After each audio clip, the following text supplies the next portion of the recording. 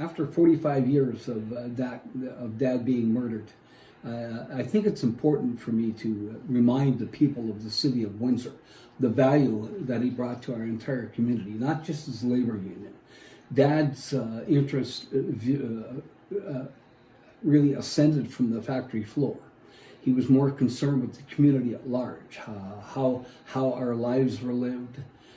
He was very instrumental in creating all the parklands along the waterfront, negotiating with the CN Railway in order to get the parkland from Highland Walkers right down to the foot of Willette Avenue. He was also the first one to do cooperative housing. He pioneered and built Solidarity Towers out on Riverside Drive at Little River, which was accommodation for the workers. He also started co-op housing in various areas of the city.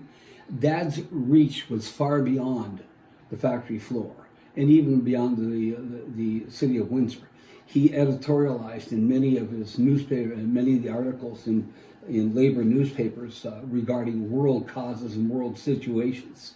He encouraged all of his workers to become, well, one of the things is Dad only attended formal education in grade 10, but he was a voracious reader.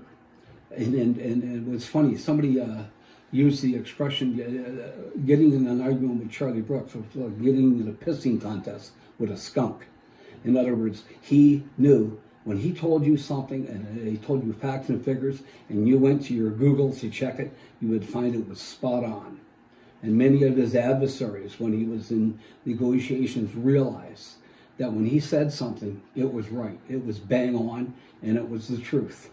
So he was a tremendous advocate, not just for the labor, but he was also a great organizer for labor. He was the first to organize the teachers, for example.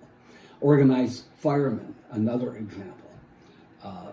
His reach was far beyond the auto industry factory floor. And that's probably why he became elected president of the CLC, Canadian Labour Congress, which is the head of all labor unions in Canada.